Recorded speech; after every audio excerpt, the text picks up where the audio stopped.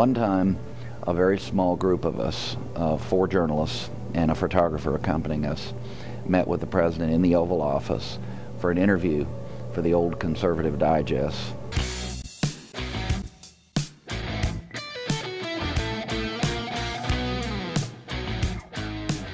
At the end of the interview time, I had brought along with me a book I did called Crime and Punishment in Modern America. It was an edited compilation of conservative and libertarian thought on alternatives to incarceration for nonviolent crimes.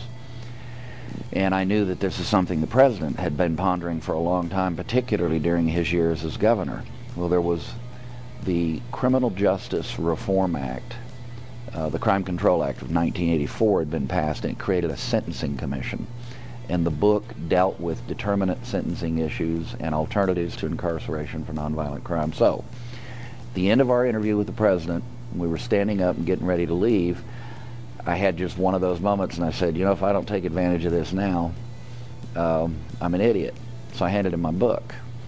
And certainly the best known picture in the McGuigan family of me with President Reagan, there's a couple, but he's holding my book and we're talking about it. And he said, well, I've been thinking about this issue a lot. I'll take a look at it. At the meeting where they were going through the sentencing guidelines for the last time before sending them on for recommendation that they be, you know, approved and put into law, that the president had, typically at his meetings, he would have decision memos. And you'd have a small stack, maybe, you know, half an inch thick or less, of the background material, and then the decision memo. And it'd be yes, yes with revisions, or further work needed. And the president, you know, knew his mind, knew what he cared about, and 90% of the time or more just let those decisions go forward because he trusted his people. In this case, they get to the end of the meeting, and the chief of staff said, well, are we done? We've discussed the issue. The president hadn't said anything. He just sat there listening. And we finished, Mr. President?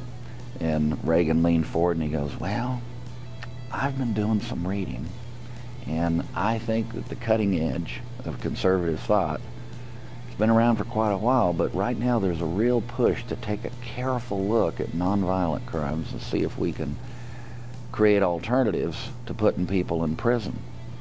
Well, my friend is describing this to me, and I went, oh my goodness. And he goes, yes, the President of the United States read your book, and he's making us go back and look at the guidelines one more time. Reagan was a low-tax man. He particularly loathed the income tax.